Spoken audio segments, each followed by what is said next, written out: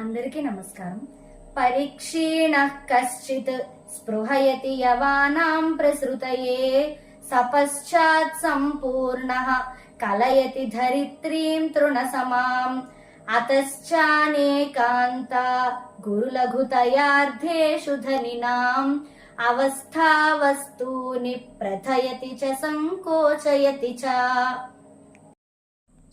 అంటే ఇప్పుడు ఒక వ్యక్తికి తినడానికి తిండి కూడా లేక పేదరికంలో ఉన్నప్పుడు అతడు ఎవరైనా మనకు అన్నం పెడతారా, ఎవరైనా చారెడు బియ్యం ఇస్తాడా అని ఆశగా ఎదురు చూస్తూ ఉంటాడనమాట.